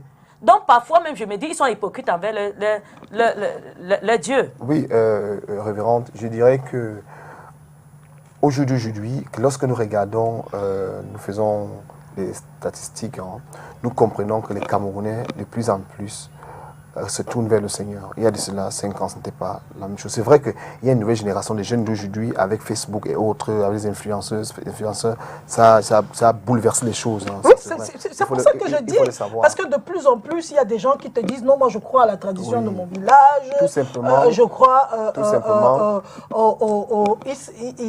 au crâne, les choses de Pharaon, bref, tout ça de l'Égypte antique. Vous savez, la vérité c'est quoi? Là où il y a le péché, la grâce aussi surabonde. Ça, c'est vrai. Mais vous devez savoir que l'apôtre avait dit quelque chose de très important tout à l'heure. Elle vient d'une famille où il y a la tradition. Moi aussi, je viens d'une famille où il y a la tradition. Nous avons tous fait la tradition, mais la tradition ne nous a pas aidés. Ce monsieur-là, je suis sûr qu'il fait la tradition. Mais regardez comment il se comporte. Donc, aujourd'hui, je vous dis une vérité, ce n'était pas que nous sommes sortis de la tradition, c'est que moi j'étais mort. Oh là là. Je le dis parce que je parle de moi personnellement, parce que je peux faire mon témoignage. Nous étions 11 à ma mère, 11. 900 morts à cause de la tradition. Nous sommes restés 2. Heureusement, parce que nous, on devait servir le Seigneur. Bon, si je vous raconte mon histoire, vous qui me regardez aujourd'hui, vous serez très choqués, surpris. Et si vous regardez sur Facebook, Jean-James Koundou, il y a mon histoire. C'est terrible qu'une femme perde 9 enfants à 9 ans qui meurent de la même maladie à cause de la tradition. Plusieurs me regardent aujourd'hui. C'est ce qui vous arrive, parce que vous n'arrivez pas à vous marier, vous n'arrivez pas à faire ceci, à cause de quoi? Parce que vous allez au village, vous allez faire une tradition, peut-être vous allez faire des crânes, et vous allez voir que chaque fois que vous rêvez, vous vous retrouvez toujours au village. Pourquoi vous vous retrouvez au village? C'est tout simplement parce que votre destinée est liée au village. Tout ce qu'on fait, j'ai connu un jeune gars en Europe, où après avoir eu son visa, sa maman a pris son passeport, on a amené à l'ouest, à Bana. On a déposé ça sur un crâne, ça passe une nuit là-bas. Le gars est venu en Europe avec son visa. Laissez-moi vous dire, il est arrivé en Europe. Le gars a fait 20 ans en Europe. Il n'a même pas pu avoir un visa même d'un jour. C'est après 20 ans qu'il arrive à l'église. On prie pour lui. On constate qu'il avait déposé. On lui a dit, abandonne toute la tradition. Et chaque année, il envoie l'argent au pays pour qu'on puisse mettre la nourriture sur les crânes pour que les crânes parlent pour lui. Je vous dis une vérité. Vous qui me regardez aujourd'hui, je vais vous dire que personne ne cherche à vous persuader. Vous savez, la tradition est démoniaque. La tradition, ne regardez pas tous ces petits marabouts qui sont dans les télévisions, raconter n'importe quoi. Ça, c'est n'importe quoi. Dieu reste le seul maître de l'univers. Il n'y a pas un autre Dieu sur la terre. Et je vous parle parce que c'est mieux que vous expérimentez personnellement Dieu. Parce que, vous savez, Solange, quand on n'a pas encore expérimenté Dieu, et je vais dire à quelqu'un qui nous regarde, il y a quelqu'un qui nous regarde, qui sait que c'est à lui que je m'adresse. Essaie un peu de prier, tu dis, Seigneur, montre-moi que tu es vraiment Dieu. Même dans ton rêve, Dieu va te révéler. Montre-moi entre la tradition et Dieu. Qu'est-ce que tu dois choisir? J'en vois aujourd'hui plusieurs qui disent que non, mais je préfère aller avec Dieu. Les marabouts m'ont tellement escroqué. Je comprends aussi que les pasteurs aussi escroquent. Mais Dieu est le meilleur est le meilleur choix. Oui, Solange. Je dirais que ceux qui disent qu'ils en ont marre des choses des Blancs, là, je dirais qu'ils n'ont pas encore donné leur vie en Jésus-Christ. Parce que ils n'ont même pas encore découvert, ils n'ont même pas découvert le Dieu des Blancs, là. Ils n'ont même pas découvert les choses des Blancs, là. Parce que quand tu fais la rencontre de Jésus-Christ, les petits dieux que tu servais avant, là, tu les oublies. Sans vouloir. Tu comprends que c'est un chemin véritable. Si ces gens-là avaient connu Jésus-Christ, ils ne pouvaient pas dire qu'ils en ont marre. Non. Je dirais que ceux qui disent ça, c'est parce qu'ils n'ont pas encore fait la rencontre de Jésus-Christ. Qu'ils fassent la rencontre de Jésus-Christ et ils vont comprendre que celui qui est assis sur le trône, qui s'appelle le roi des rois, l'éternel de l'éternel, le grand Dieu, il est au-dessus de tout. Tous ces petits dieux-là, ce sont des petits dieux qui n'ont pas les oreilles, qui n'ont pas les yeux. Mais l'Éternel est celui-là que quand tu te confies en lui, avec un cœur ouvert, tu ne peux pas regretter. Ta vie change. Même ta nature, même ton comportement change. Parce que l'Esprit de Dieu en toi est amour. Il est amour. Et l'Esprit de Dieu en toi, dont le fruit est l'amour, vient installer en toi la tempérance, la tolérance, la patience. Et tu apprends à être compréhensif. Tu apprends à être tolérant. Donc, je suis en train de dire ceci. Ils n'ont pas fait la rencontre de Jésus-Christ. Ils n'ont pas fait la rencontre de Jésus-Christ. Qu'ils fassent la rencontre de Jésus-Christ et je vais voir s'ils vont encore dire que les choses des Blancs, là, on est fatigué. Qu'ils fassent vraiment la rencontre de Jésus-Christ. Ils ne vont plus dire ça. Révérende, je dirais d'abord que Jésus n'est pas un blanc. Les choses spirituelles, il n'y a pas de couleur. Les choses spirituelles, il n'y a pas. Je suis parfois choqué parce que certains qui le disent même sont même les intellectuels. Je me demande qu'est-ce qu'ils réfléchissent. Quand on parle de quelque chose qui concerne, Dieu est esprit et vie. Dieu n'est pas la chair. Dieu n'est pas une couleur de peau. Dieu n'est pas sur la terre des vivants. Dieu est dans les cieux. Et dans les cieux, ce n'est pas les Français, ce n'est pas les Américains, ce n'est pas les Anglais, ce n'est pas les Africains. Ce n'est pas. Dieu reste Dieu. Il est Dieu de l'univers. C'est la raison pour laquelle je dirais à quelqu'un ici que ça sont les discours en vain. Parce que l'ennemi, et c'est là que en fait, c'est le plan du diable, en fait. Le diable, il aime bien ça. Il va vous amener des choses taboues, vous rentrez dedans et vous emballez. C'est déjà des choses, apôtre. Moi, je ne rentre plus trop là. Je dis, écoute, mon Dieu est vivant. Si tu veux le suivre, suis-le et tu verras ce qu'il va faire dans ta vie. J'en connais plusieurs jeunes filles aujourd'hui. Je vous dis une vérité. Près de 80% des jeunes filles ici au Cameroun n'arrivent pas à entrer dans un foyer à cause des esprits de mari et des femmes de nuit. N'arrivent pas à se marier parce que cet esprit les tient. Quand elle vous explique les problèmes, nous sommes les hommes qui sont dans l'église, on les rencontre tous les jours. Quand elle vous explique son problème, vous comprenez que cette femme-là a un problème spirituel. Elle vous dit, je ne dors pas toutes les nuits. Toutes les nuits, quelqu'un vient s'accoupler avec moi. Toutes les nuits, quand je me réveille le matin, mon sous-vêtement est enlevé. Je suis mouillé de mon sous-vêtement. Qu'est-ce que je dois faire, homme de Dieu? J'ai un homme qui vient vers moi, il n'arrive même pas à m'aider avec de l'argent. C'est-à-dire, tous les hommes que je rencontre, c'est seulement les hommes mariés qui viennent vers moi. Et quand je suis avec un homme de Dieu, parfois l'homme veut m'épouser. Arrivé au moment du mariage, boum, quelque chose commence et je tombe. Je dois aller au village, je fais les crânes, je fais ceci. Quand je reviens, rien ne marche. Qu'est-ce qu'il faut en ce moment? Viens en Jésus-Christ. Tu vas voir, ça va marcher cette fois-ci. Parce que c'est le seul. Moi, j'en ai connu au moins 1000 qui ont eu ces problèmes, sont venus en Christ. Ils ont eu la solution à leurs problèmes. Jésus les a délivrés. Pas les crânes. Parce que même si le crâne, tu vas, que ce soit l'esprit de Mami Wata, que ce soit l'esprit de comment on appelle ça? Il y a un jeune garçon, excusez-moi, je sais que vous avez, il y a peu de temps. Un jeune garçon m'a vu, j'étais passé dans une chaîne concurrente à vous, et il m'a appelé. Il m'a dit, homme de Dieu, je peux vous rencontrer? J'ai dit oui. Il me dit où? Il me donne rendez-vous dans un restaurant ici, à côté de votre studio, juste en face de votre studio, d'avoir un restaurant là. Nous sommes allés. Nous sommes entrés. Il me dit, je vais vous expliquer un problème. Je vous ai entendu parler des esprits des eaux à Kribi. J'ai dit oui, allez-y. Il me dit, je suis allé en vacances à Kribi avec mes amis. Nous sommes allés pique-niquer. Arrivé, j'ai vu une gourmette par terre. C'est le garçon qui me dit, j'ai vu une gourmette par terre, j'ai pris la gourmette. J'ai dit, ok, qu'est-ce qui s'est passé? Il a mis la gourmette chez lui. Et quand il a mis la gourmette chez lui, dans la nuit, la gourmette s'est transformée en une femme. Et la gourmette lui a dit, la femme lui a dit, écoute, tu gardes ça comme secret, on reste à deux, c'est toi qui m'as amené. La femme, mais comment? La femme de la gourmette que tu as pris à Kribi, lui croyait plutôt que c'est le bijou d'un peut-être quelqu'un qui est tombé et l'a caché.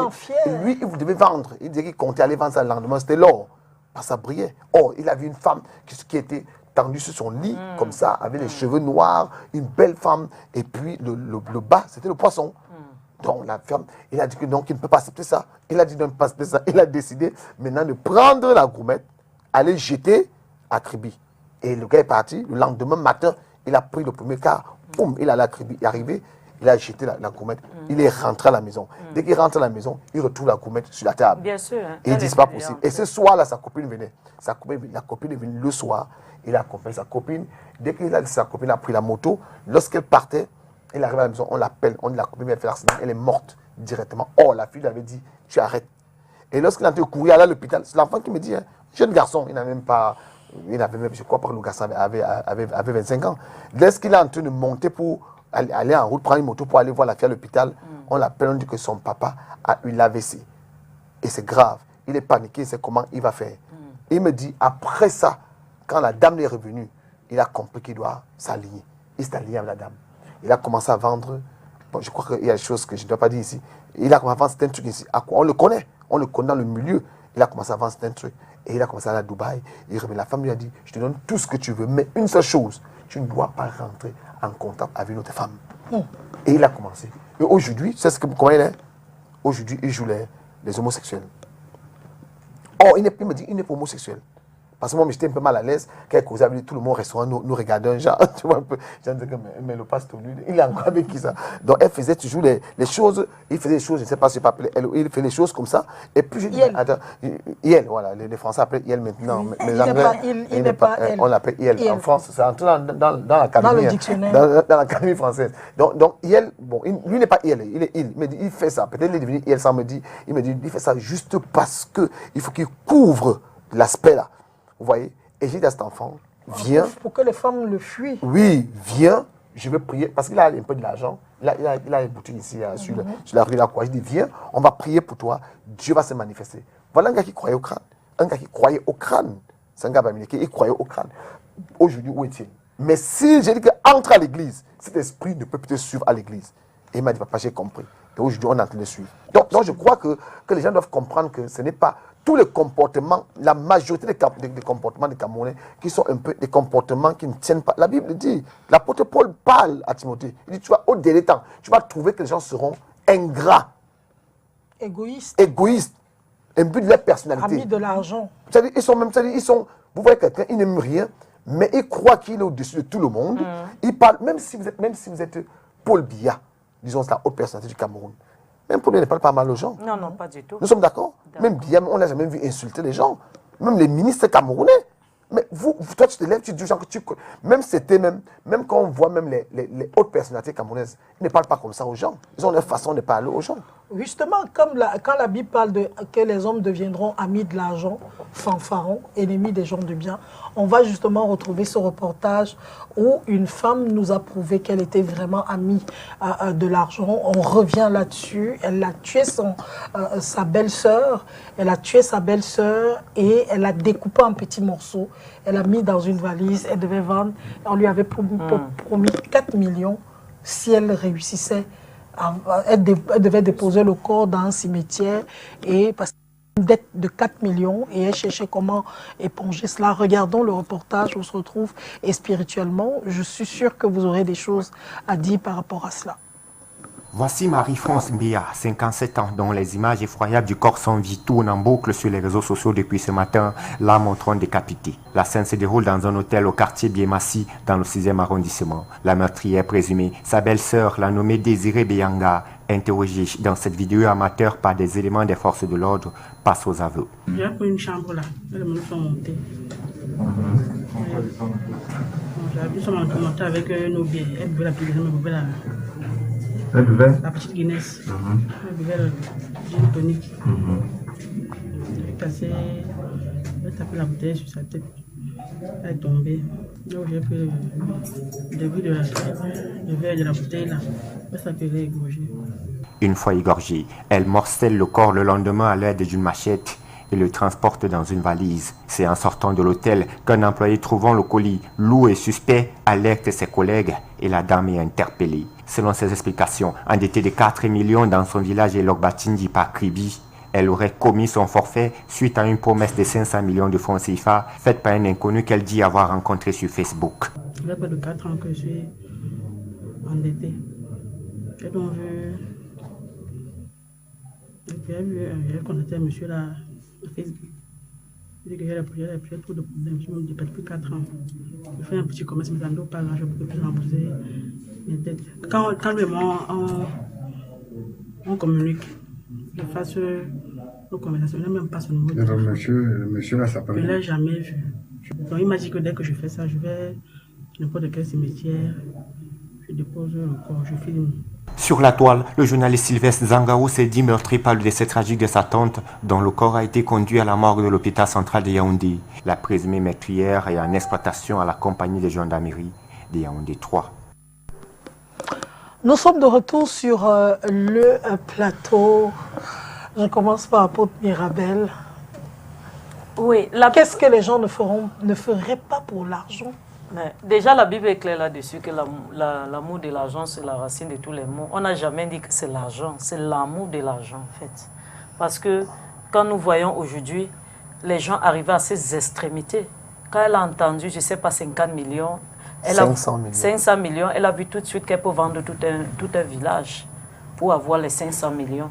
Et c'est l'amour de son prochain qui est en train de disparaître aujourd'hui parce que les gens ont mis l'argent avant l'amour de son prochain, pour le dire sincèrement.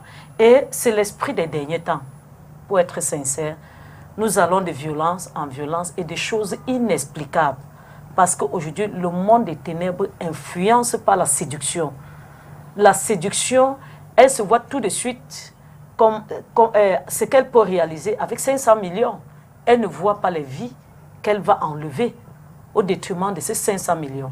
Alors, je veux dire aux gens que si tu aimes l'argent, tu ne sais pas jusqu'où l'argent. Si tu aimes l'argent, tu ne sais pas jusqu'où l'argent peut te conduire. Ça peut te conduire à poser des actes que tu n'avais jamais imaginés. J'ai vu l'autre reportage d'une femme qui a vendu son propre enfant pour avoir de l'argent. On parlait des enlèvements, en fait, mais c'était des parents qui vendaient leur propre enfant à des étrangers pour avoir de l'argent pour souvenir à leurs besoins, pour réaliser les projets. Alors, je veux dire quelque chose, c'est que déjà nous comprenons. Est-ce que nous connaissons encore la valeur humaine? Est-ce que nous connaissons encore la valeur humaine? Cette femme qui était sa belle-sœur, peut-être hier, qui l'a porté secours, qui l'a aidé. Sa belle-sœur, c'est-à-dire probablement la sœur de son mari, son frère. Ou la sœur de son mari, ou la femme de son frère, avec qui elles étaient complices. Ah oui, elle a sacrifié cela pour arriver à ça. Alors, à l'heure là, l'ennemi ne se saisit que de nous parce que la Bible déclare que chacun est tenté par sa propre convoitise. Même si ces gens ont réussi à la convoiter, c'est parce qu'elle avait d'abord, elle convoitait d'abord cette vie de grandeur. Ce n'était pas seulement, elle est plus endettée que qui. Il y a des gens au Cameroun qui sont endettés de plus de 20 millions de francs CFA, mais qui ne sont pas prêts à vendre quelqu'un pour arriver à épancher les dettes. Donc nous allons comprendre que le mobile de cette femme, quand tu la regardes même, on l'a surpris, elle n'a même pas les yeux de quelqu'un qui regrette son acte. Oui. Et je ne pense pas que quelqu'un l'a même aidé à le faire. Je me pose véritablement la question si elle était à son premier coup. Ça, c'est la question. Je ne vois pas en elle une femme qui regrette. Parce que pour quelqu'un qui réalise, qui n'est pas habitué à la méchanceté, tout de suite, elle est effrayée, tout de suite, elle panique, tout de suite, elle est là, elle est zen. Elle parle comme quelqu'un qui était à une cérémonie. Parce que moi, je ne vois pas en elle le langage de quelqu'un qui est inquiété par quoi que ce soit. Donc, je dirais donc que cette femme était déjà... Parce que pour que l'ennemi arrive à ça, il faut que tu atteignes une dimension d'endurcissement. J'ai dit une dimension d'endurcissement. Cette femme avait atteint un niveau où ce n'est que l'argent qu'elle voit. Ce n'est que ça qu'elle voit. Elle a perdu le sens humain. Elle a maintenant la nature animale. Elle est couverte par la convoitise charnelle. Alors, je veux dire ceci, c'est que si tu atteins ce niveau où c'est l'argent qui est la règle dans ta vie, tu es capable de tout. Tu es capable de sacrifier. En Côte d'Ivoire, j'ai vu aussi un autre reportage, un monsieur qui a sacrifié sa femme pour les rituels parce qu'il voulait devenir riche. Il en avait marre de sa situation financière. Donc, je veux dire ceci, c'est que aujourd'hui, il n'y a que Dieu pour nous protéger. Parce qu'un homme, je dis même un partenaire, même un enfant peut se transformer en loup du moment où la convoitise ou l'amour de l'argent a pris le dessus. Il va voir sa maman juste comme un bestiole à battre. Oui, on connaît même des gens ici, il paraît qu'il se dit qu'il y a des gars qui couchent avec leur mère, avec les animaux, tout ça pour réussir. Et c'est là où moi je vais intervenir. Hein. Je dirais déjà ici que nous devons comprendre que tout ceci est lié à la sorcellerie. Parce que qu'est-ce que la sorcellerie en fait? La sorcellerie, c'est une activité bestiale. La sorcellerie, c'est un esprit qui descend en nous pour nous détruire. Et tout ceci est lié aux traditions. C'est pour cela que nous revenons encore sur ce problème de tradition-là. Et vous voyez cette femme qui va tuer sa belle-sœur parce qu'elle veut 500 millions. Je ne sais pas qui va donner 500 millions. Il y a toujours quelqu'un dans les réseaux sociaux qui veut remettre 500 millions. Et vous allez voir qu'elle-même peut-être n'a pas un compte bancaire. On va te donner 500 millions qu'on va porter dans un taxi, derrière un taxi, on va mettre des poches devant ta porte. 500 millions, c'est pas... C'est vrai, 500 millions, c'est pas 1 million. Hein. 1 million d'abord, même si les billets sont neufs. 1 million en 10 000, c'est peut-être comme ça. C'est 10 billets de 500 000. Maintenant, on va mettre comme ça, là, on dit 500. 1, 2, 3, 4, 5, 6, 7, 8, 9. Ça peut remplir... Oui, c'est pas en euros, hein, c'est en francs CFA. Alors, donc ça veut dire que par un mensonge, je crois que cette femme est manipulée par un esprit de sorcellerie. Et dans cet esprit de sorcellerie, certainement qu'on a fait un rituel par rapport à quelque chose. Donc elle passe... Parce que vous devez savoir que la sorcellerie, je l'ai dit, c'est un esprit bestial animalier. Donc quand ça rentre en toi et quand ça se manifeste, ça t'amène à faire des choses que tu vas regretter plus tard. C'est pour ça qu'une sorcière, une femme sorcière, un homme sorcier peut tuer son enfant et regretter après. C'est-à-dire que, c'est pour ça que vous avez les sorciers, quand ils ont tué l'enfant, après ils vont se mettre à pleurer plus que tout le monde. Cette femme aujourd'hui, elle a tué, vous la voyez pâle, elle est ouverte, elle n'a pas de problème, elle est zen, elle ne sait même pas que, naturellement, ce qu'elle a posé comme acte même devant les hommes, elle ira en prison pour toute la vie. Elle ne sait même pas ça. Elle dit, bon, on m'a dit de donner, elle devait combien 4 millions, 400 000. 4 millions. 4 millions. Oui. Et puis, elle ne voulait pas peut-être aller en prison, je ne sais pas. Peut-être, ou elle est entrée dans une secte, parce qu'il y a les sectes ici dehors, hein. Il y a des jeunes filles ici. Chacun donne son Tanguy. Voilà, il y a les jeunes filles ici aussi. Son tour de... Voilà, il y a les jeunes filles. Parce que peut-être elle ne veut pas dire la vérité, parce que c'est dit, même là-bas aussi, on pourrait la menacer. Et je crois que c'est ça. C'est-à-dire, elle est dans une secte où chacun donne sa part. Et alors, elle a fomenté quelque chose. Parce que si les enquêteurs essaient de presser encore sur le bouton, elle va dire vraiment la vérité. Et ça va nous aider à récupérer tous ces gens. Et moi, je crois que c'est très important aussi que le procureur de la République puisse prendre sa main. Ces genres d'associations sectaires, ces genres d'associations de sorcellerie, on doit taire ça dans notre pays, même pas les voies de la loi. C'est très important. C'est vrai qu'on va dire même les gens de l'État sont dedans. Oui, mais il y a possibilité de taire ça. Oui. Et justement, la Bible nous dit, dans Romains 13, c'est le verset 9, il dit, tu ne tueras point, tu ne convoiteras point. Si déjà en cette femme il y a la convoitise, ça veut dire elle convoite les finances, elle convoite l'argent.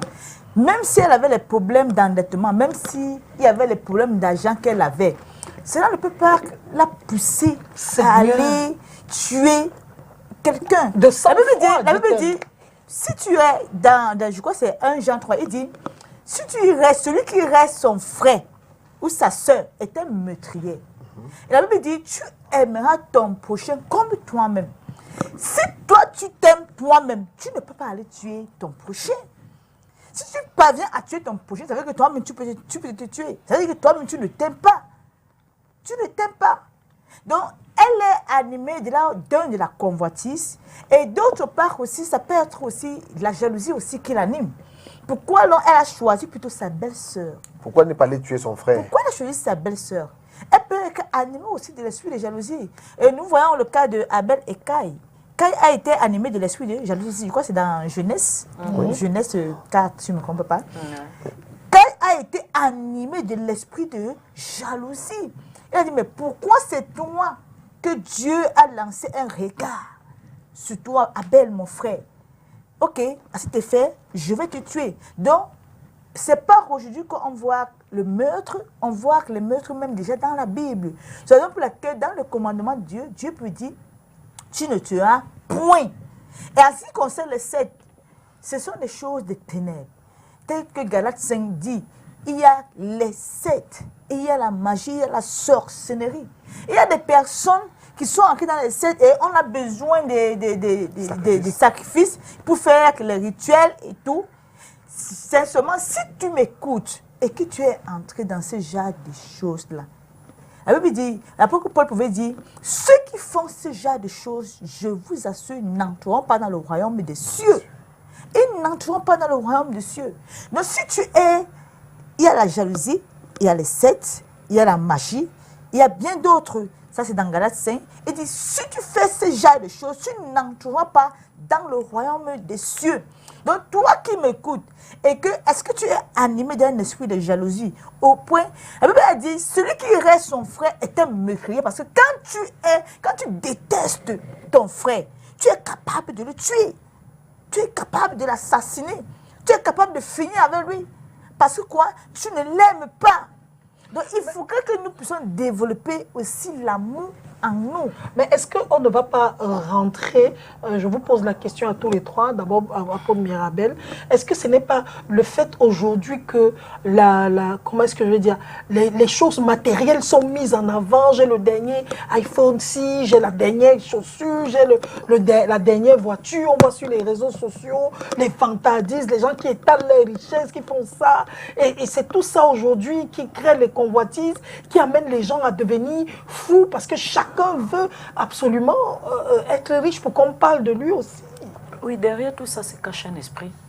Nous voyons aujourd'hui que quand ils font tout ça au travers soit des influenceurs, et il y a derrière ça la promotion d'une secte. Parce que nous avons vu les dégâts de porte-monnaie magique et tout le reste. Et je peux dire aujourd'hui que l'ennemi t'amène à voir ce que tu peux réaliser avec cet argent. Parce que autant de nos parents, il n'y avait pas trop ça parce qu'il n'y avait pas aussi trop d'éloges. Plus les choses avancent, plus le monde des ténèbres développe les stratégies pour tenir le peuple dans la captivité. Les gens sont tellement... pas plus tard que ce matin, j'ai reçu des personnes avant d'arriver ici. Et parmi ces témoignages, j'ai entendu une jeune fille donner son témoignage ce matin, ça faisait froid au dos. On condamne l'Église aujourd'hui et c'est les pasteurs qui sont mis en avant pour les scandales. Oui. Mais je ne sais pas s'il y a quelqu'un qui aime bien prendre les femmes par l'acheter comme les marabouts. Parce que j'ai plusieurs cas de filles qui sont venues, que les marabouts font les remèdes en passant par les voies sexuelles. Oui. Il y a dit plusieurs marabouts. Alors, tu vois jusqu'où ces gens-là peuvent t'amener à comprendre comment tu peux avoir telle chose, tu peux sacrifier telle chose pour arriver à ça. Je suis en train de dire ceci. C'est le spirituel à l'avance sur le physique. Ce qu'on est physiquement est la résultante du spirituel. Les gens doivent comprendre que le iPhone et tout ce qu'on les fait convoiter là, on sait que naturellement parlant, tu ne peux pas travailler à avoir cette vie-là comme ça. Parce que l'ennemi s'est rassuré de visser les choses sur tous les plans. À moins que c'est quelqu'un qui craint Dieu et qui cherche véritablement la face de Dieu pour prier pour ses affaires, pour prier pour son travail. Mais l'ennemi sait qu'il va te mettre les bâtons dans les roues et tu viendras t'offrir toi-même. Beaucoup de filles aujourd'hui partent dans les eaux. Je te dis des confessions, on va te dire, je suis allée vers les eaux, j'ai fait ceci pour avoir telle chose. Donc aujourd'hui, le monde des ténèbres va rendre la vie de plus en plus difficile pour que les gens se tournent vers lui.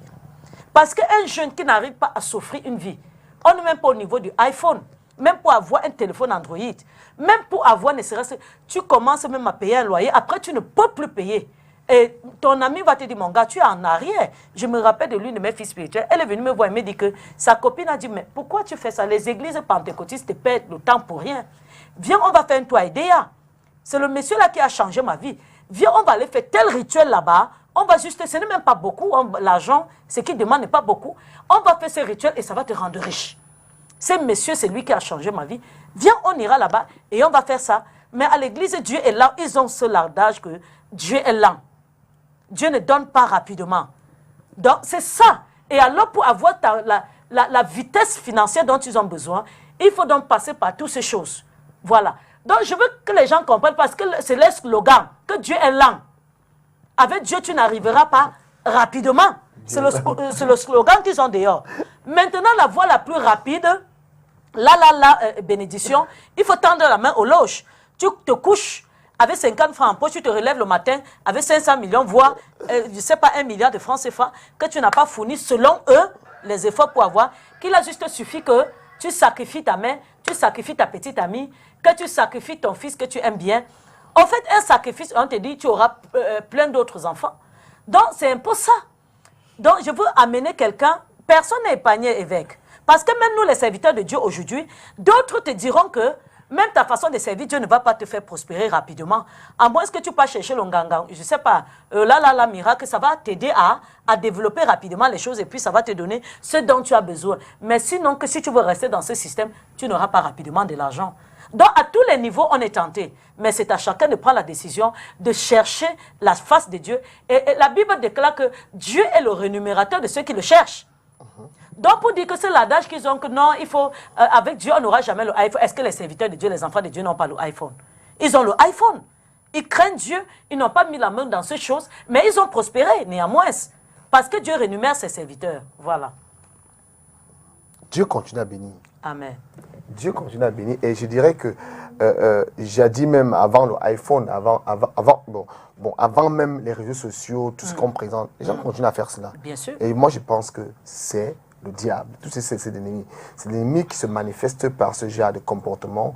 Vous allez voir les jeunes filles qui vont chez les marabouts, chez les charlatans et autres parce qu'elles veulent avoir une vie aisée. Je crois que si vous voulez avoir une vie aisée, allez à l'école, étudiez, essayez de faire quelque chose de bien. Et si, parce que chacun de nous sommes venus sur cette terre, pas accompagner les autres, nous sommes venus pour un projet divin. Et qui parle d'un projet divin, parle d'une mission que Dieu t'a envoyée sur la terre. Et quelqu'un m'a dit un jour que nous ne sommes pas, tout le monde n'est pas appelé à être riche. Je ne sais pas. Mais si toi, tu sens que tu vas être riche, comment fais les affaires? C'est que moi je dis aux gens, fais les affaires et avec Dieu, Dieu va t'élever. Bon, quand tu vas chez le marabout, chez le charlatan, pour aller te faire peut-être faire des incisions sur le corps, aller prendre quelque chose. Et après, ce qui est vrai, on va te demander de faire des sacrifices. Bon, tu vas dire, c'est pas grave, je vais faire des sacrifices. Je préfère mourir riche et je préfère vivre riche et mourir jeune. Bon, là, c'est un choix. Tu vas mourir. Mais le pire de ça, c'est quoi? Le pire de ça, c'est que c'est la fin. La fin ne justifie pas où nous sommes passés. Moi, je le dis parce que nous avons rencontré plusieurs, je vous dis une vérité, plus de ce qu'on appelle les faits maintenant dans le passé. Vous ne les voyez plus. C'est fini là en Europe, hein, c'est fini. À un moment donné, en Angleterre, on les a tous raflés, tout est fermé. Certains qui, oui, à un moment en Angleterre, on les a tous raflés, c'est-à-dire qu'on a carrément éradiqué. Parce que les gars, ce n'était pas seulement à l'escroc, ils avaient même tué les gens pour prendre l'argent, mais quand ils arrivent au Cameroun, on les voit dans les grosses voitures et autres. Aujourd'hui, ça ne se passe plus comme ça. Donc, même Dieu est contre ce genre de choses. Moi, je dirais à quelqu'un, et je sais que ça, c'est l'habitude des jeunes, ils disent que Dieu est lent. Mais qui va lentement, va sûrement. Quelqu'un m'a dit qu'il arrive, tu viens en retard. Mais toi, tu ne seras pas en retard avec Jésus au nom de Jésus. Donc j'interpelle une femme, un homme ce soir qui nous regarde pour te dire que si tu as besoin de la richesse, tu as besoin d'un mari, tu as besoin d'une femme, tu as besoin d'un bébé, tu as besoin d'une maison, tu as besoin de voyage, je ne sais pas quoi tu en as besoin. Les hommes ne peuvent pas te donner cela. Si l'homme t'élève, demain, il va te rabaisser. Mais si l'Éternel t'élève, bien-aimé, sache que tu es élevé et ces bénédictions sont sans chagrin. L'amour de l'argent est grave, prophète Esmirai. C'est grave.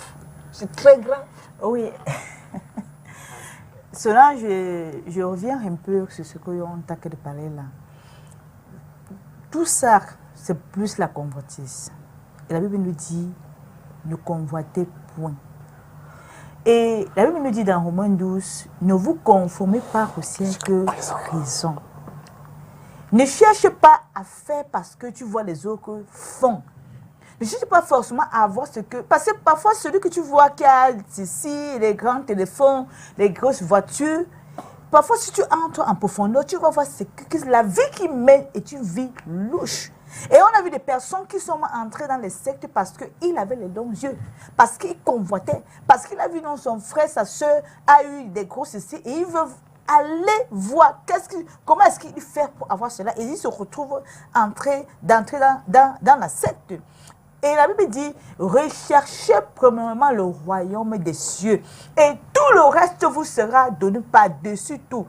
C'est vrai, ceux qui disent que Dieu est lent, Dieu n'est pas lent. La Bible nous dit, un jour pour Dieu est comme 1000 ans.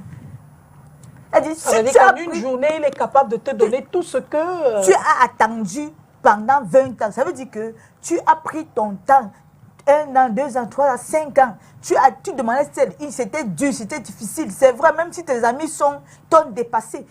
Quand Dieu veut te bénir, il te donne en double, double, double. Un seul jour pour lui est comme 1000 ans. C'est-à-dire, il peut prendre une journée. Ce que tu voyais que non, tes frères sont loin, sont ceci. Ce sont même tes frères là qui sont loin là, qui vont maintenant venir vers toi pour te supplier que soutiens-nous. Parce que Dieu a pris une journée pour te donner ce que tu lui as demandé il y a des années. Oui, quand les portes s'ouvrent pour toi, quand Dieu ouvre les portes pour toi, personne ne peut fermer. Personne ne peut fermer. Mais aujourd'hui, est-ce qu'il y a un message, parce qu'on est bientôt à la fin de l'émission, un message à l'endroit de la jeunesse, à l'endroit de... Parce qu'aujourd'hui, c'est grave la façon dont les gens sont troublés, sont omnubilés, au point où on arrive à commettre des meurtres, des choses comme ça. L'autre jour, je suivais une vidéo d'un rappeur américain qui disait que, contrairement à Jésus-Christ qui est lent, nous, parce qu'il est dans l'illuminatisme, c'est en une journée, tu demandes et tu as ça, là. Donc, nous, c'est rapide, c'est demain, après-demain, on a signé le contrat et on voit que tellement les gens veulent posséder les richesses qu'on est capable de tout aujourd'hui. La vérité de ça, Solange, c'est ce que les jeunes doivent comprendre. La bénédiction n'est pas la richesse. Il y a une différence entre la bénédiction et la richesse. La richesse, le matériel, la bénédiction, c'est les bonnes paroles de Dieu. Et c'est par les bonnes paroles de Dieu qu'on peut être riche. Il y a des gens qui ont l'argent, mais ne sont pas bénis. Il y a ceux qui ont l'argent, dorment dans les cercueils. Oui. Nous sommes d'accord? Vous préférez donc avoir l'argent dormir dans un cercueil? Il y a un monsieur à Yaoundé, non c'est vrai, il y a un monsieur à Yaoundé qui a construit une très belle maison. Lorsqu'il est venu me voir que j'arrive à Yaoundé, on m'a dit de ne jamais, minuit ne doit pas me retrouver dans cette maison. Donc avant minuit, apôtre, il sort de la maison.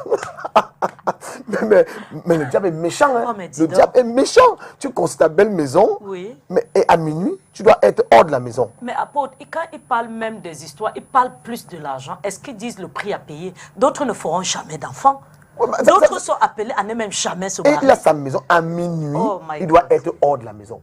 Donc il m'a invité, donc pendant qu'on priait, quand je suis arrivé chez lui aux environs, il m'a appelé, oh Dieu, venez vite. J'arrive, il est 23h30. Il me dit, faisons vite, on sort. Je vous accompagne, il dit, mais ma prière va prendre au moins 1 heure. Il dit, non, c'est pas possible. Il dit, pourquoi? C'est là où il me dit, cette maison-ci, je ne dois pas être là-dedans à minuit. Soit vous restez, moi je sors. Vous allez, j'ai dit, on va rester tous. On va rester tous. Donc vous voyez comment le diable est méchant. C'est-à-dire, vous construisez votre maison, mais à minuit, vous sortez de la maison, il démarre la voiture, il va faire un tour en route, il revient. Quelle souffrance. Vous ne savez pas ce que c'est. Tu ne peux pas dormir profondément. Et il a ça depuis 5 ans qu'il a construit la maison.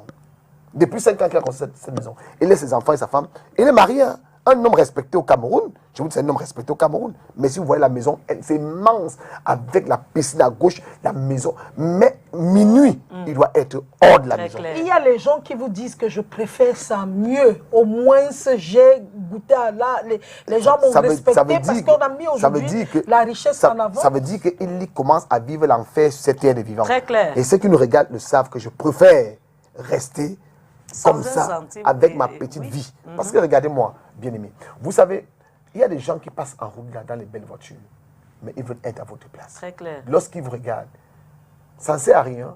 Vous voyez des gens avec des grosses voitures, des grosses maisons, votre âme. L'âme d'un homme, la paix du cœur, c'est ça la vraie richesse.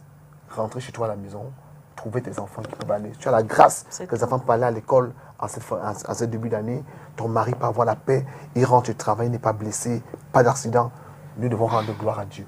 Le plus important dans la vie n'est pas l'argent ou avoir des belles voitures.